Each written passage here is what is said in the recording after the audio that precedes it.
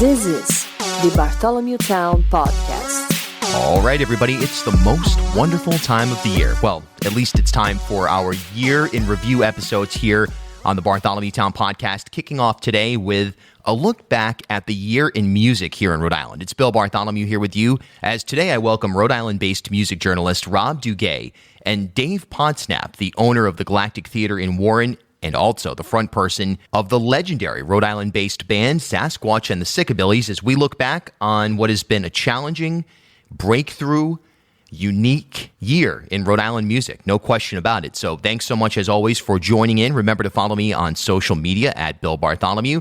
And go ahead and follow, rate, and review wherever you're listening to the pod right now. Now, coming up tomorrow, we'll have our year in review in politics and news, a great panel with Jim Hummel of the Hummel Report, Steve Klemkin of WPRO, and Alexa Gagos of the Boston Globe. So lots on the table here as we wrap up what has been an incredible season 4 here on B-Town. I really look forward to what's coming up for season 5 in 2022. Obviously, a big election year.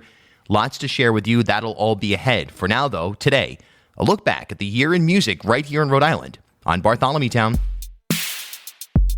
Here we are, the holiday season, the end of 2021. What a year for everybody. But I think when I look back on this year in music, it was such a weird year because it was kind of a huge year coming out of COVID-19 where venues reopened and people were just a little bit more free to go about their way, if that makes sense, mentally, legally, I guess, even, especially over the summer. But now we face the reemergence of COVID and things really haven't returned to normal.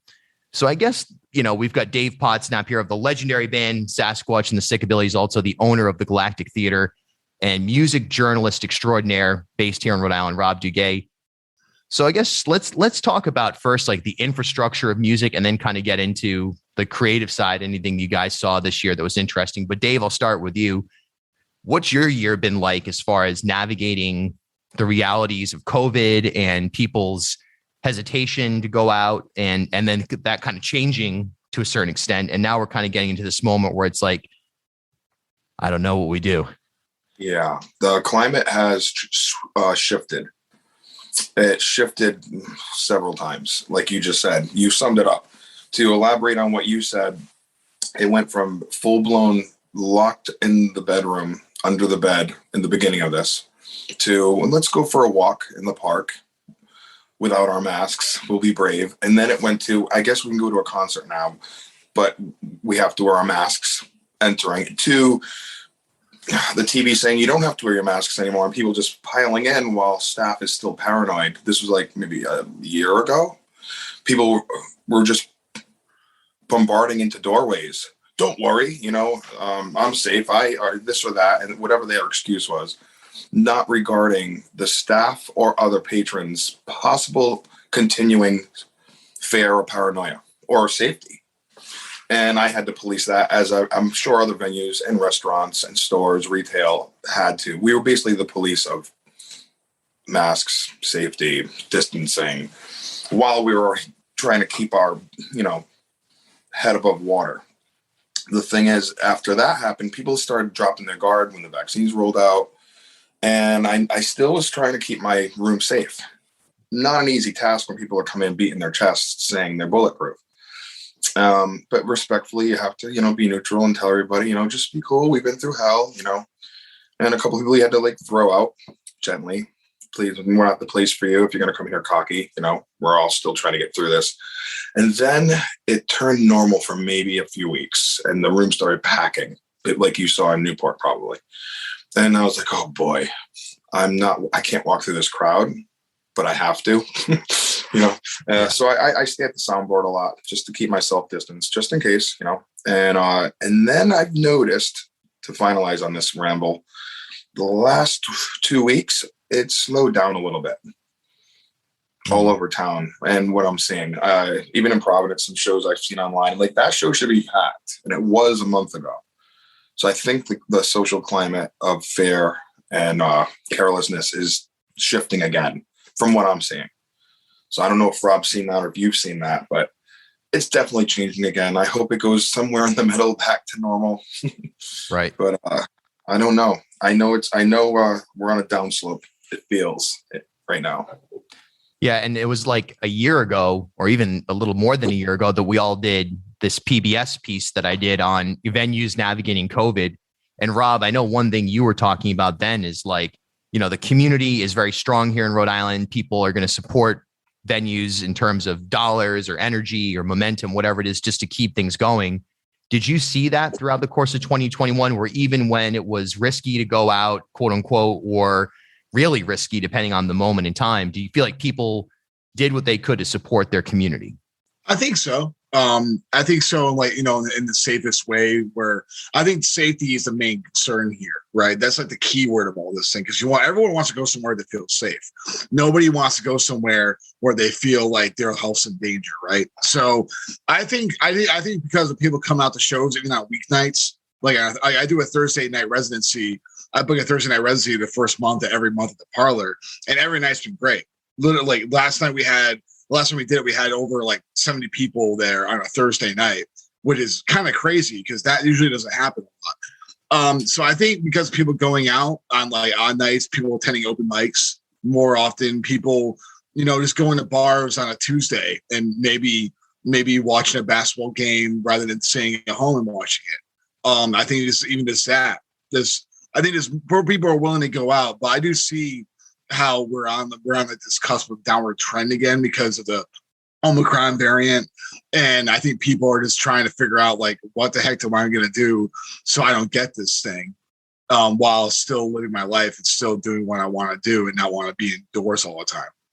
Yeah, that's the big challenge, of course. And as we look to the winter coming up, I've got some shows scheduled. One at your Thursday night residency. I've got next some month. Stuff. Yeah, next month, some stuff at my loft, a bunch of stuff on the calendar. And I'm like, I don't cancel them, right? I feel like that we just go forward. But, at my loft, I've got a vaccine requirement, but how do I police that? So it's just like, I wonder, Dave, as a business owner, like, what can you do to like keep things moving, but then also keep people safe? It seems like this is almost more challenging than the original sort of moment of COVID, where it was kind of like everyone was, aware that there was that there was no vaccine. It was just sort of like open-ended, where now people have these protections. So they assume, well, I'm good. It doesn't really matter. That's a big one. Yeah. Let me open that, unpackage it a little bit. I don't want to cancel my shows either. I'm going for it full force ahead and just filling the calendar. And I'm hoping it's busy. I'm hoping people are chill. If they're not, I tell them to leave. Right? I am gently saying, can you please get out of this person's face? Unless you know each other. And I even say it on the mic. Everybody be cool. The tip bucket's coming around. Have fun. Don't lick a stranger's face. I kind of put humor into the I'm policing, I'm watching you. Yeah. I'm sick of standing at the door and being the Gestapo of a small venue while I'm watching on TV. Small one sentence rant. Sports stadiums are packed like sardine cans. Yes. Yep. But people are being selective of what where they feel safe. And I think that's hypocritical. And I think they're not really supporting the little guy, whether it's a retail store or a venue like Rob shows, my shows, but they're supporting these big entities. And I think it's more dangerous there than in a place like ours, to be honest. Vaccines, because you have more people. You have thousands of people all in an enclosed space, indoors in an arena, like the dunk. Like, people are going to see the P. Bruins. People are going to see Providence College basketball at the dunk, right? So you have all these people packed to see a Big East game, especially next month. All those games can be packed because everyone loves going to see them take on the Big East teams. So you're going to have all 10,000 people all in this space. I totally get what you're saying there. And it doesn't make sense, but it definitely doesn't help the little guy out. It doesn't help the little guy out at all because sports is a multi-million-dollar business, regardless of what sport it is. College, pro, doesn't matter. You have millions of dollars being thrown around because of ad revenue, TV deals, all that stuff. So that's why, I remember last year when, at the beginning of the year when you had the playoffs happen for NBA and you had the TD Garden packed for the Celtics game against the Nets, and you had a bunch of musicians saying, "Hey, wait a second here. Why can they go to TD Garden to to hang out at this game when I'm still waiting for my next gig. So yeah, there's definitely a dynamic there that's a little bit doesn't make sense. I think more so that it's busier to put frosting on that poopy pie or cake in this matter. I'll put the cherry in the stem later, probably. I'm short, my big mouth. But the thing is, you know me. But the thing is they're not sanitizing these friggin' seats and counter. Us small guys I'm still sanitizing like a crazy person. As soon as somebody jumps up, I'm like, clean. Oh, please don't sit down. Oh, we're fine. I'm like, no, you're not. Please let us clean. We're still staying safe. They're not cleaning in these big arenas and stadiums, but people feel safer there because there's a requirement at the door. And I think that is crazy to me. That's like somebody's broken mind would say that's okay, but not coming to your show or my show where we're wiping everything down constantly. So I'm a little nervous of the future, to be honest. Yeah. I hope people wake up, in other ways, non-politically, Well, that's the next thing is that this week, Governor McKee is expected to make a big announcement as they're describing it with regards to COVID. A lot of people think it'll be an indoor mask mandate. There's some people who are suggesting that it could be something along the lines of bars and venues having to close early, much like with Governor Mundo's pause, I believe it was. I've talked to some of the organizational heads, the Rhode Island Hospitality Association, other kind of lobbying groups about this, and they don't like it. I mean, it's one of those things where it's like, how do you possibly as a business stay afloat with those types of restrictions? Do you think it's possible that we could go through another winter of that type of scenario, Dave? I don't think it's possible. And I think it's asinine. It's like basically breaking people's brains. That's the theme of this morning is to tell them that COVID is more dangerous after 11 p.m. Yeah. But you go crazy at 7. So no, I think it's more about an overreach at this point, even if it's unplanned or maybe he's not trying to overreach, but it is an overreach. Yeah. And it's going to crush everyone that's hardly even we're on stilts right now with angry waters under us. And these stilts are going to rot and we're going to come crashing down. I'm trying to stay up there. I'm thousands in debt because of COVID and thousands. And I'm not going to quit, but I think I could maybe get through one more because I'm crazy and I'm not a quitter. But after that, what the hell are we going to do? Go back to waitering? Singing on the corner? Like, I don't know. It's awful. It's crazy times. Yeah, that prospect is awful. And I totally agree. I mean, it's based on the assumption, well, people get more drunk at 1 a.m. I mean, please, that is not going to help anything though. Like people get drunk at 7. People get drunk at 5. Yep. Have you been to Providence? I mean, come on. That doesn't like the hours of restriction is only going to take money out of the bar owner's pocket when during a vital time of their evening where they usually see, their most business get done between 11 and 12 and, midnight. So that's not going to help out at all. I do think that because every time I go to Boston, it's like this where, you still have to be required to wear a mask on the subway. So everyone's still wearing masks. And I've been to shows before where everyone's wearing a mask indoors and they're either by the artist's wishes or by the venues, by the venue, putting it on like at the door, like, hey, there's a mask requirement to come in. So I think I think it's hopefully it's leaning more towards that. It's kind of like the devil you know, but there's the devil you don't. But this because I think it's more practical. But restricting hours and having bars close early because of this whole thing, I think it's not going to help anybody. You're taking money out of the bar owner's pocket and is taking away their biggest time of business on a given evening.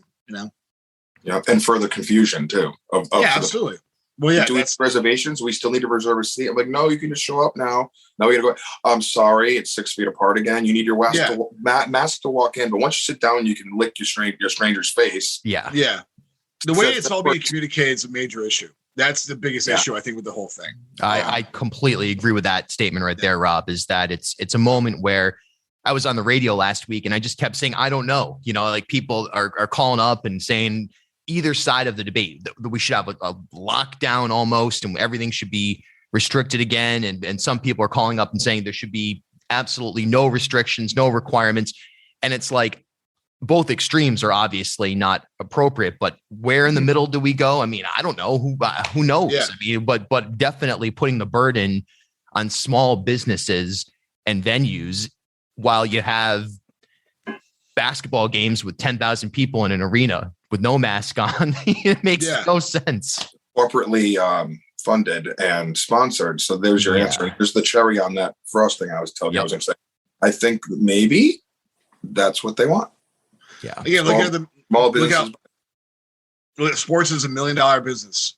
And that's the reason why. It's $1 million revenue. The state gets a piece of the pie, just like everybody else in that industry. And that's the reason why, because it makes millions of dollars every year. Yeah. Right. Regardless of what level of sport it is. If it's pro, college, doesn't matter. I mean, the Providence Friars basketball team is treated like a pro team here. Mm-hmm. And people follow them, and people are huge fans of them. And you get TV ratings here audit on to the people that are already in that arena, the 10,000 plus. So, and that's the reason why, because it's $1 million industry. And college sports make more money than pro sports at times. Look at college football. It's incredible how much these coaches get paid, and the students don't make anything. Good for name and likeness. You know, I like that right for the students, but like Lincoln Riley, when he went to USC, got like a $75 million deal for just being a coach. That's insane. Yeah. But that's all you need to know about this whole thing is that it's the amount of money gets thrown around. That's the reason why they're having these people come into the arena, and they're allowed to function differently because about the amount of money gets thrown around. Yeah. We interrupt this program to bring you a special announcement that might tickle your fancy. On Friday, January 25th, B-Town presents a live concert event unlike anything you've ever heard before at the Loft, 669 Elmwood Avenue in Providence, Rhode Island. It'll feature Rafe Rashid of Ravi Shavi, Bill Bartholomew, the podcaster and musician, and hip-hop sensation Jesse the Tree. It's Friday, January 21st at the Loft, presented by B-Town. You won't want to miss it. And now, back to your regularly scheduled programming. It's completely hypocritical, and it'll be interesting to see how things play out. And I'm with you guys, though, you know, continuing with the shows and just using common sense. I went and saw Bob Dylan a few weeks ago at PPAC, and they had the vaccine requirement and the mask requirement. Yep. You know, of course, I pull the mask down to get a breath every now and then. You know, I mean, I'm not going to say I was like sitting there the entire time with it on, but for the most part, 95% of the time I had it on. Didn't suck that much. I didn't love it, but at the same time, I was glad, you know, we're in a place with 2,000 other people. It was like, all right, at least the show is happening, and at least there's some, even if it's mental, you know, at least you're able to say, okay, this thing is a little bit safer than if we were just packed into a you know, some hockey game or something like that. There's no question about that. And you also have to go what you said about the PPAC, how they have the mask mandate and the vax mandate. I saw Steve-O at the Strand, and they weren't doing any requirements. Now, they just said, like, wear a mask if you're not vaccinated. But, like, when I was there, nobody was wearing a mask. They weren't checking for cards. Yeah. So, like, it's a local and national thing right now where everybody literally is handling it differently. Everybody. Yeah. For example, like, I've interviewed bands before they're getting back on tour. And for their own health and safety, they're over during the summertime and the early fall. For their own safety, when they found out a venue, like they were telling me, like venues down south weren't having any requirements or any guidelines put forth in their venues, they would cancel those shows so they wouldn't feel sick ahead of a festival day they were going to make more money at. Yeah. So it's again, literally, that's another issue too. It's ways being communicated, but literally everybody is handling it differently. Yeah. So there's not really one set path of how to handle this thing. And, you know, and the thing is, because again, like you said, like you have people calling you on the radio asking you, like, what do you think of this? What do you think of that? And you don't see the middle ground. It's kind of goes along with that whole thing. You know, where is the middle ground here when the communication's off and everyone's doing it their own way? There's not really one strict path that we can go down. And I think that is really a major contributor to this whole thing right now. I completely agree. Well, last couple of minutes here, I guess let's pivot away from kind of doom and gloom and just kind of look back on the year. You know, I think back, we obviously had a lot of great shows at our smaller venues. We had a folk and jazz festival that was different but interesting. And I know you were there a lot, Rob. I was there for most of those as well. Saw Karangabung at Jazz Festival, and was like, well, that's what I needed. That was worth waiting a year and a half for, to see a great band do something magical like that. You know, kind of looking back on the year, Rob, what from a musical standpoint here in Rhode Island, it's a tough year to break out. A lot of people recorded during COVID. A lot of those records, though, were not, you know, it just felt like a different type of year. It wasn't like you had like the usual year. You've got locally 5 to 10, maybe even 15 acts or artists that put out a record that's like amazing. And there were a lot of good things that came out, but it was just the infrastructure wasn't there for, you know, the scene, quote unquote, to kind of grow back. So what did you see this year that people should know about? I saw a few things. So like, I kind of like, it's the best way to put it. You ever seen the movie Old Boy? How like it's a Korean or Japanese film about a guy who gets locked in a room for like over 10 years. And then he comes out and like, he tries to find like who locked him in the room. Like there's always this conspiracy. Now I'm not going with the conspiracy thing, but we all kind of feel like we've been locked in a room for 10 years, right? Because of last year with the pandemic. So we're all getting out of this. We're all getting back to quote unquote normality, whatever you want to call it. So I think we all kind of feel that way. And that's what makes this year kind of weird, is that we're all getting back to things and there's so much uncertainty still around everything. Now when it comes to musically, I think as a person who books shows, one thing that's really interesting is that how a lot of bands are still taking their time when it comes to either practicing or getting back into playing shows. I mean, the pandemic broke some pretty reputable bands up locally around here. Sure. The Viennagram, for example, RIP, they broke up over the pandemic, and that's really sad. They're one of my favorite local bands to work with and to see live. And I know a bunch of other bands that are not planning on playing until next year. I know bands that literally have just started practicing and just started rehearsing again. So I think that's a big thing that people haven't really seen, is that people are like, it's great to have live music back, but I think next year you're going to see even more bands coming back in the fray. I'm hoping personally to see some new bands pop up, maybe with some established musicians who don't have a project right now, or maybe some up and coming kids who are right now just jamming out in their own basement or in their own apartment, and hopefully they come out to the shows and get involved in the scene next year. I think the Newport Folk and Jazz Festivals were a big deal in the sense where like that was like our first glimpse of like what this could be, how we handle a festival in the middle of this quasi post-pandemic variant-filled world that we're in. Mm-hmm. And I think that was a very eye-opening experience to see how everything functioned. And for what I heard, like I don't know, did we get how many cases that were there for the festivals, Bill? Do you know? There were nothing was confirmed. There were like 5 to 10 people stopped at the gate who tested positive. Wow. Yeah. Out of I think probably 30,000 people, whatever it was that attended. So yeah, there weren't that many. So they did a good job with the infrastructure, and it didn't suck to be there. No, obviously it's outdoors, reduced capacity. You can wander around. And it was also cool because they had some of the usual, the guy in the goofy hat they had some of that stuff, but they had a lot more like indie. It was almost like a place for bands that really needed a boost. Yeah. A lot more indie, a lot more punkish acts, a lot more rockabilly, a lot more like Sierra Farrell, like bluegrass, like a lot more like organic stuff. It almost felt like this is what the festival's supposed to be, if that makes sense. I like the pop-up tent they had right by the main stage. Sure. Like seeing Christopher Paul Stelling perform right before Nathaniel Rateliff, I thought was really cool. Yeah. But I think that was a big moment. I think Rhythm and Roots, another great example of how going to a festival in the middle of the pandemic and how they handle it. That was a lot more spread out. And when I went there, and I always have a great time at Rhythm and Roots. But I think it's like, this, and also seeing how, like I said before, how different places operate and how different places handle this whole thing. How the differences between Boston and Providence are very noticeable when it comes to handling live music in this whole situation. I think that's a major thing when it comes to our region. But that's what I saw. Like, pretty much it has to do with the eye opening, the opening of the doors, the portal views, I would say, of like how to handle this thing.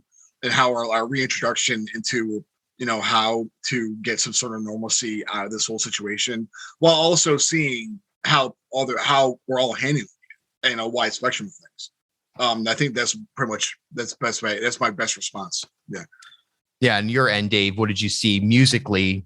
I mean, you had some amazing shows this summer that just looking at the lineup, I was like, wow, I kind of wish I lived in Warren right now so I could just walk across the street. It's like, but it's what did you see? definitely been magic. Definitely been magic. Yeah. Unexpectedly, at first it was tough. I was like going through my calendar from 2018 to like, even for my own mind to remember who played here, who is on the roster. Because it kind of just went out the window when we had to become an ice cream window. Then we had to be a restaurant. And then we're like a lounge with 6 feet apart with plexi everywhere. So it's like, how do I go back to that magic? And where are all these acts? And a lot of them, like Rob said, they're either broken up or too afraid to go out. So I've noticed a lot of bands turned into solo and duets. Yeah. For reasons we spoke earlier about, either they weren't available for scheduling or they just didn't want to be near each other. So that, I think, turned some beautiful songs. I think, like you said with the fest, things got a little darker, aggressive, maybe musically. People are angst or angry or sad or scared. So music got darker, which I'm not mad at. I like darker music. Yep. But definitely all of a sudden, everybody wanted a show in the last 2 months, and my schedule just exploded, and I filled 3 months in 2 weeks. So yeah, the hunger is back, but I feel like people are getting full again, and they're afraid to sit at the dinner table. Yeah. And what do we do? Do we, like I said, are we the Gestapo at the door, or do we just have the honor system with signs saying if you feel sick or unwell, please stay home?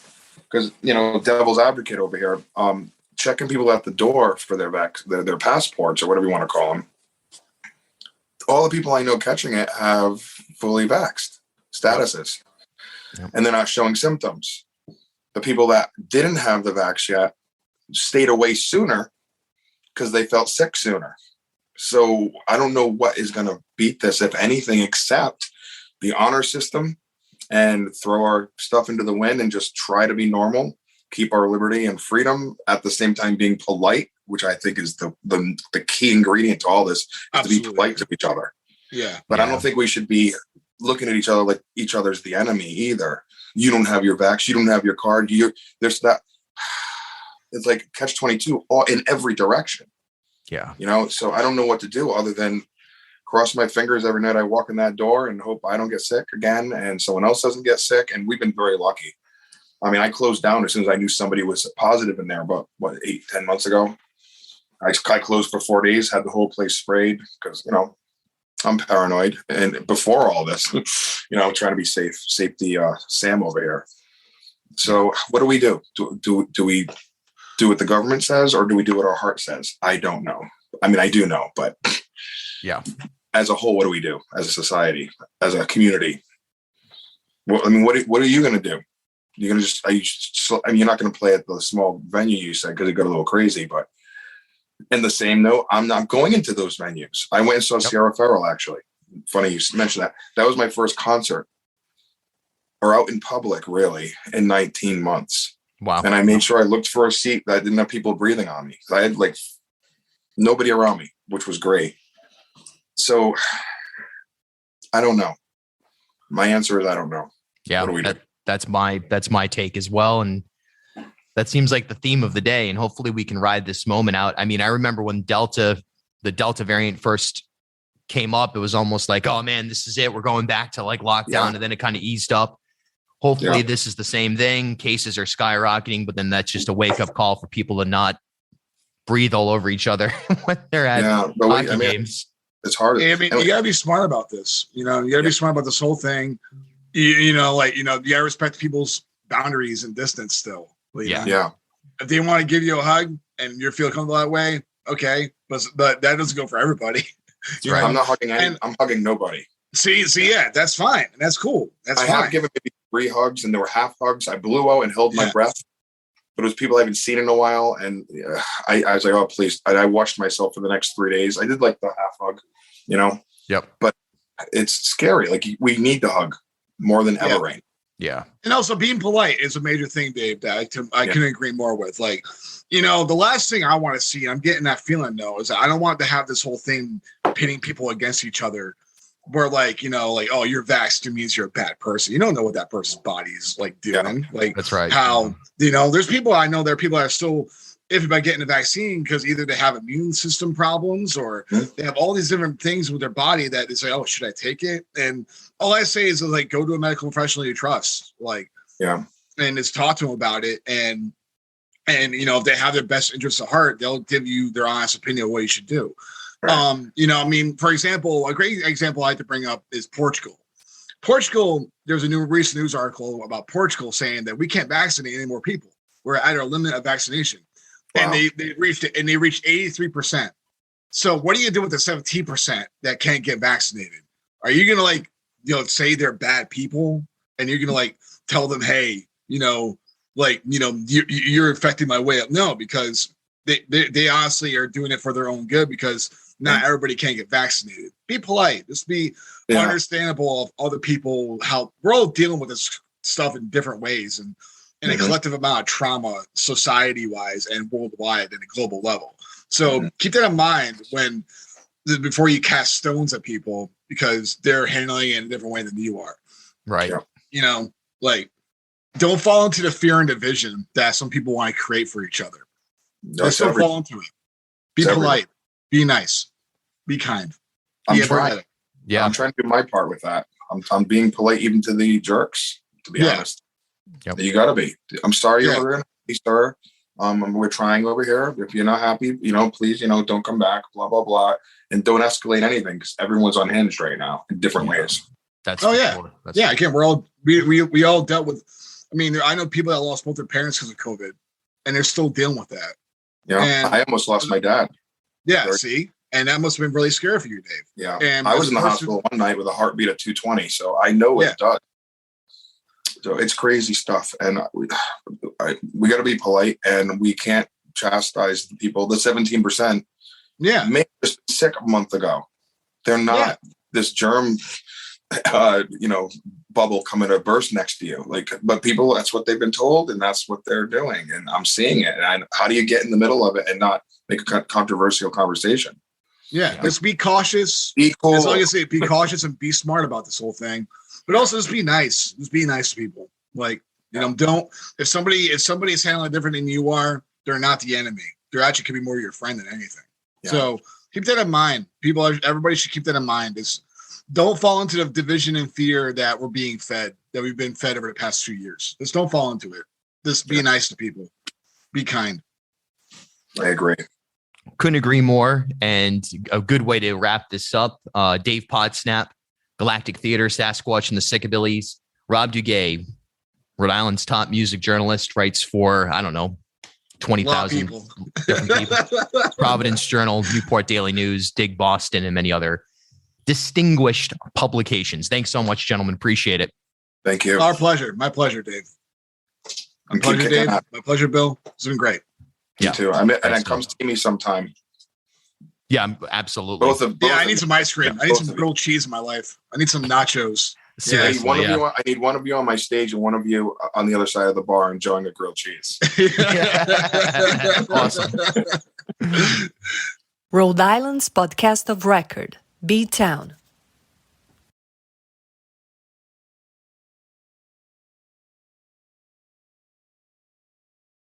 At HealthSource RI for Employers, we provide access to health insurance to more than 1,100 local businesses and nonprofits, and 96% of them renew through us every year. Maybe it's our choice of 19 different health plans, our 10 years of customizing solutions, or our one local team of dedicated experts helping employers find quality health insurance. See how our numbers stack up for you. Learn more at healthsourceri.com/employers.